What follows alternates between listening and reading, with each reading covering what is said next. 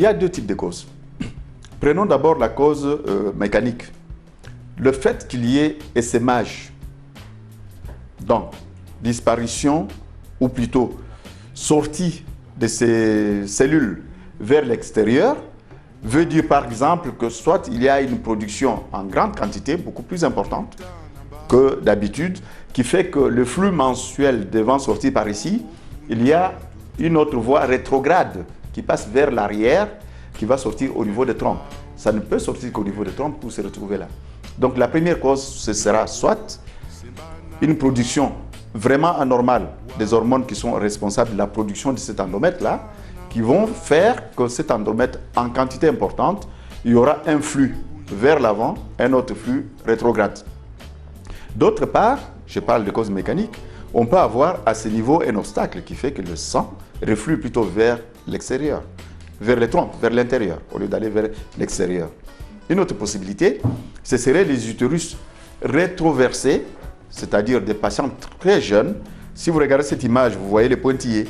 Vous avez l'utérus en position normale intermédiaire, en position très avancée vers l'avant, antéversé, ou dans une position rétrograde vers l'arrière qu'on dit rétroversé. Si l'utérus est rétroversé, les trompes étant par conséquent penchées en arrière, le flux menstruel peut aussi aller vers l'arrière. Et puis il y a une autre cause mécanique encore, c'est les manipulations qui se font pendant les règles. Pendant les règles, il est de bonne loi d'interdire les manipulations extérieures sur l'utérus, y compris les examens par exemple. Moi, je ne fais pas des examens, sauf raison très importante, aux femmes en matière d'examen gynécologique pendant les règles. Parce qu'en refoulant l'utérus, en le manipulant, il y a de fortes chances que le sang, avec les cellules endométriales qui sont à l'intérieur, puisse refluer et tomber aussi dans la cavité.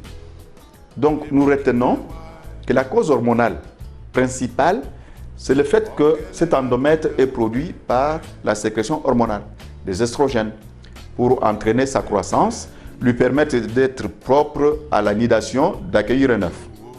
Mais s'il y a une hyperproduction, donc un peu exagérée des estrogènes, on a la possibilité d'avoir de l'endomètre hyperplasique, donc de très grande taille, qui au moment de leur desquamation, leur libération, qui fait les règles, habituellement, il y aura un flux qui peut aller par voie rétrograde, tomber de l'autre côté.